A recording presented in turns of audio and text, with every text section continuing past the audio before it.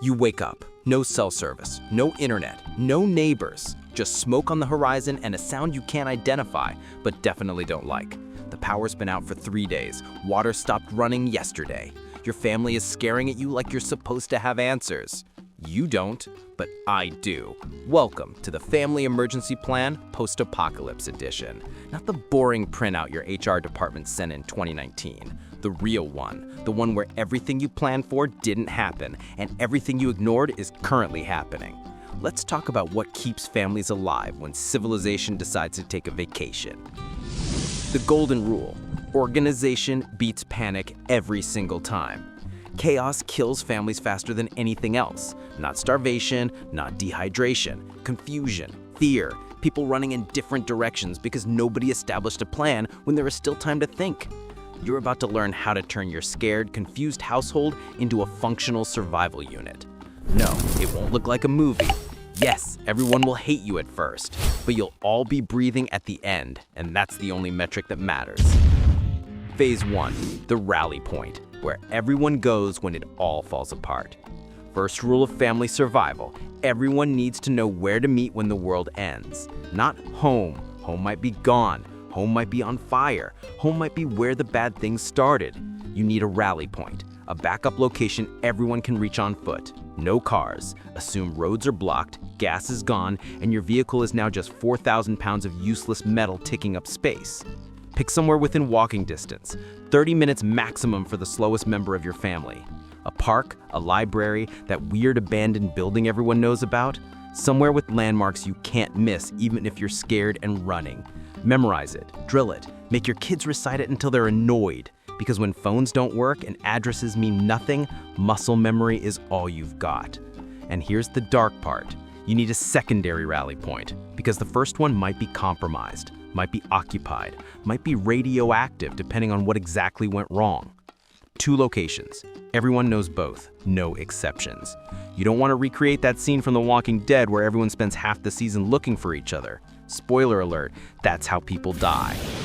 Phase 2. Communication when there is no communication. Cell towers are down, internet's dead. You can't just text, meet at grandma's. You need analog solutions for a digital problem. Option 1, chalk marks. Seriously, agree on a simple symbol system beforehand. An arrow means went this direction. An X means danger, avoid this route. A circle means safe, stayed here. Mark them on walls, sidewalks, anywhere visible. Hobo code from the Great Depression? Yeah, that worked for a reason. People needed silent communication when society wasn't functioning. Guess what? You're in the same situation now. Option 2, preset times. If separated, everyone tries to reach the rally point at specific times, noon and sunset, every day, no matter what.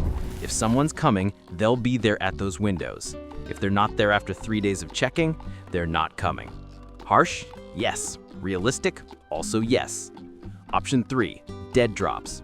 Hide messages in agreed-upon locations, under a specific rock, inside a broken drain pipe, anywhere you predetermined, when everyone was still thinking clearly. Write on anything, paper, cardboard, leaves if you have charcoal. Information is survival. Move to Johnson's farm, water source found, avoid downtown. That single note could save lives. Phase 4, resource inventory, knowing what you have before you need it. Right now, before anything happens, you need to inventory everything useful in your home, not just obvious stuff, everything. Water. How many gallons? Include toilet tanks, water heaters, those decorative bottles you bought at IKEA? Every drop counts. Average human needs half a gallon per day minimum. Do the math. How many days can your household survive on what's stored? Food. Calories matter more than variety. That jar of protein powder you forgot about? High calorie density, long shelf life. Those Halloween candies from 2023. Sugar is energy. That cooking oil in the back of the pantry? Each tablespoon is 120 calories. Top layer is fuel, bottom layer is nutrition. Don't drink it, but know it's there. Medicine. Prescription medications run out fast. Know what each family member needs.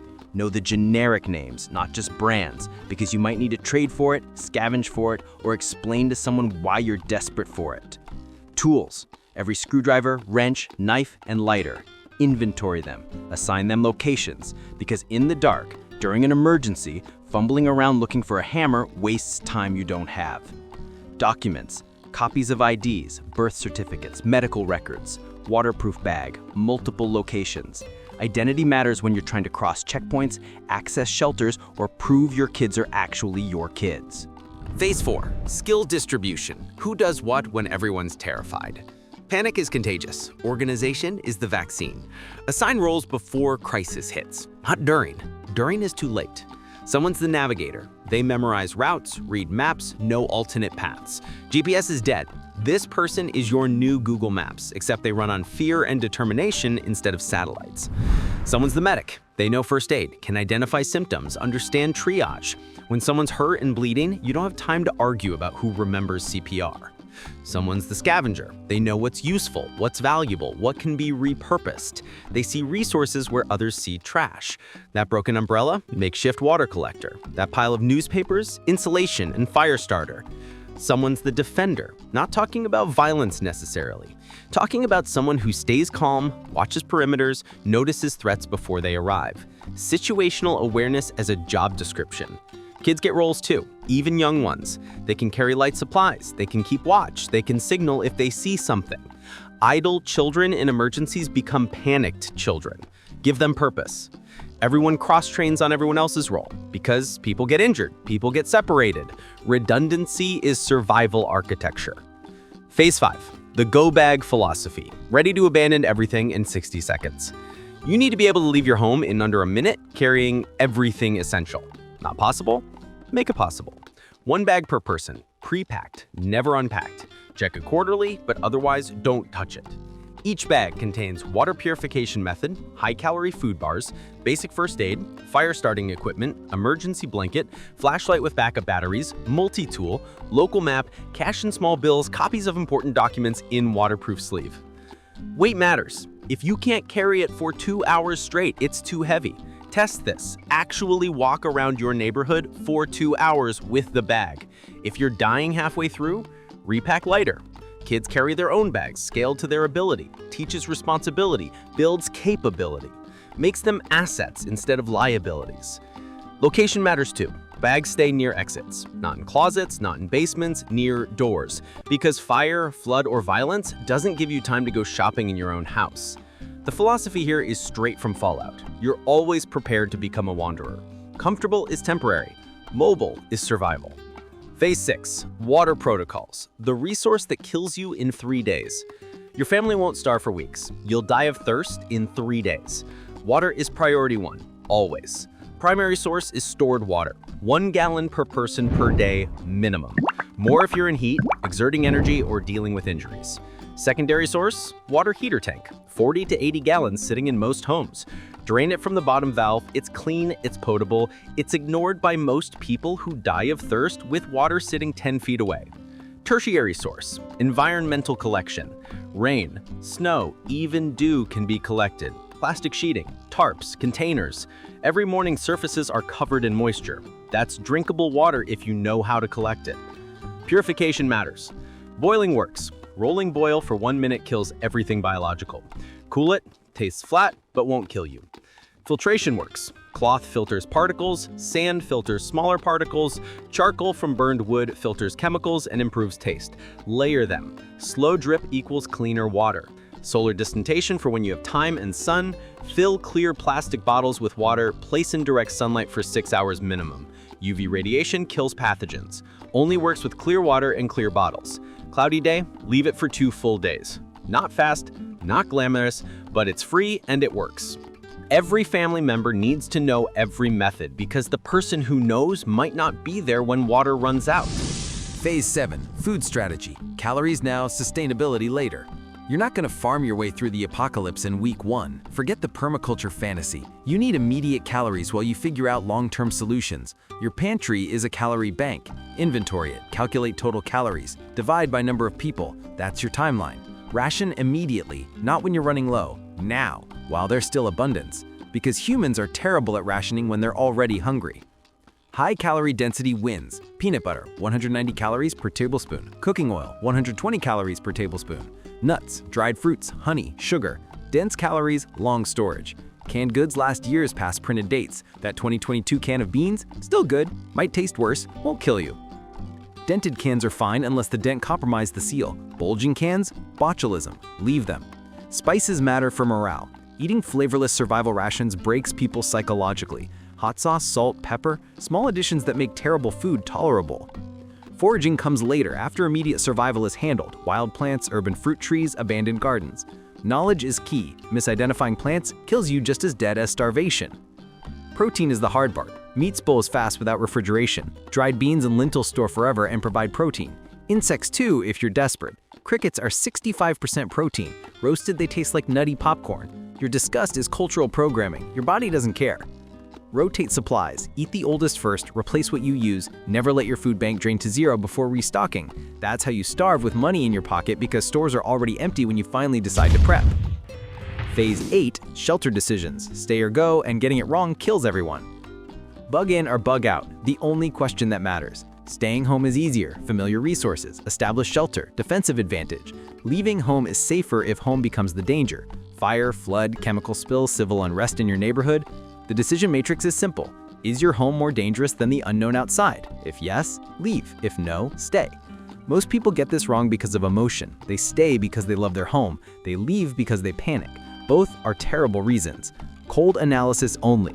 Is there clean water? Can you defend this location? Are environmental hazards present? Is this location known to others who might want your resources? If you stay, fortify. Lock all entry points, cover windows, establish watch schedules, keep noise minimal. Smoke from cooking can be seen for miles. Scent travels too. Every sign of habitation is a beacon to others. If you leave, move with purpose, not aimless wandering. Specific destination, planned route with alternatives.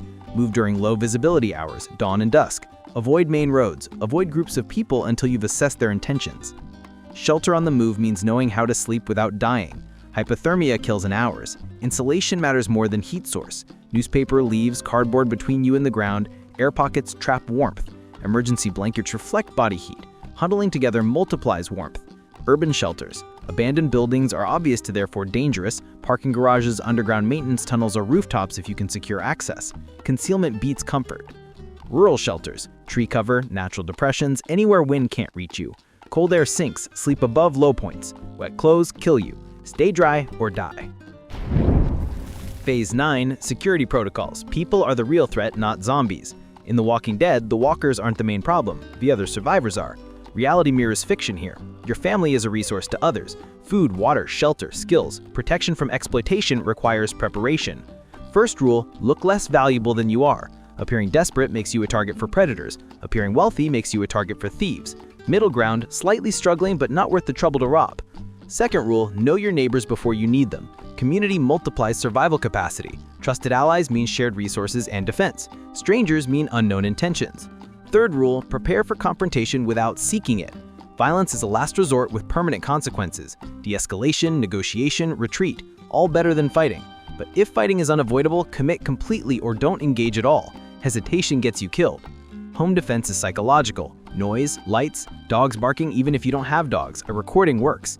Make your location seem harder than it is. Threats move to easier targets. Weapons are tools, not solutions. A baseball bat, a knife, a fire extinguisher.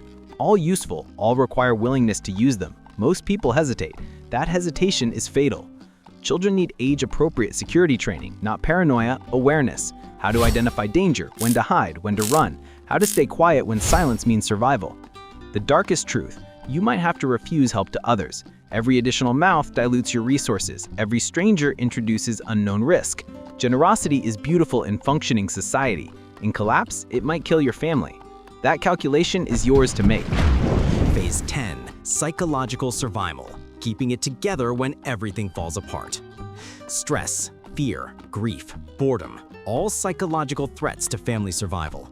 Routine helps. Even in chaos, establish patterns. Wake at the same time, eat at scheduled intervals, assign daily tasks. Structure provides psychological stability when everything else is unstable. Information management matters. Too much exposure to horror breaks people. Too much speculation creates paranoia. Control what your family sees and hears, especially children. Shield them from details they can't process. Maintain small comforts, a favorite blanket, a book, A game. Tiny pieces of normal life that remind you humanity still exists. Letting go of everything familiar destroys morale. Physical activity fights despair. Exercise, work. Keeping busy prevents spiraling thoughts. Idle minds catastrophize, busy hands survive. Hope is strategic, not delusional optimism. Realistic goals. We'll make it to next week. We'll find water today. Small victories compound into continued survival. Grief has to be managed, not suppressed. If someone dies, acknowledge them, honor them briefly, then continue surviving because that's what they'd want. Paralysis in mourning kills the living. Children need truth calibrated to their capacity. Lies create distrust, too much honesty creates trauma. Balance. Things are hard right now, but we're handling it. We need your help. The family that survives together needs connection. Talk, share feelings briefly, reinforce that you're a unit. Isolation within the group fractures under pressure. Remember, you're not trying to be okay. You're trying to stay alive until you can be okay again. Phase 11, long-term adaptation, because this might not end quickly. Week 1 is shock. Week 2 is adjustment. Week 3 is when you realize this might be permanent. Long-term survival requires different thinking. Renewable resources become critical. Stored food ends. You need generation capacity. Gardens, foraging, hunting, fishing. Knowledge your grandparents had that you never learned because grocery stores existed. Water purification becomes permanent infrastructure, not temporary solutions. Actual filtration systems you build from sand, gravel, charcoal, and cloth. Systems that produce daily water without depleting fuel or resources. Energy matters. Hand-crank chargers, solar panels if you're lucky. Candles you make from animal fat or beeswax. Fire maintenance as a daily responsibility. Skill development becomes family curriculum. Teach children everything. First aid, navigation, plant identification, fire making, tool repair. Knowledge is the only resource that multiplies when shared. Trade networks emerge. What you have that others need, what others have that you need. Barter economies replace currency when money means nothing. Useful skills become valuable. Medical knowledge, mechanical repair, food preservation, textile work. Relationship shift. Your family might absorb others or join larger groups. Lone wolf survival is a movie myth. Long-term survival is communal. Documentation matters. Keep records. What worked, what failed, plant cycles, weather patterns, successful trade contacts. Information for future generations who'll need to rebuild.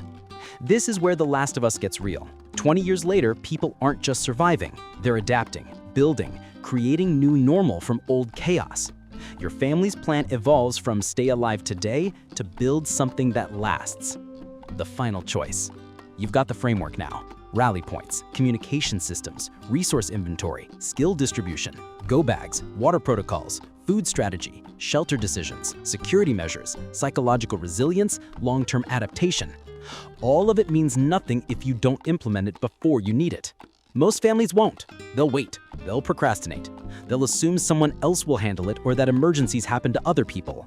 Then crisis hits, and they'll wish they'd spent one afternoon having an awkward conversation instead of dying badly because they never planned. Your family's survival isn't about being paranoid. It's about being prepared. It's about loving people enough to have uncomfortable conversations while there's still time. It's about turning chaos into coordinated response. It's about making sure that when everything falls apart, your family is the one that doesn't. So here's your choice. Have the conversation now or have a funeral later.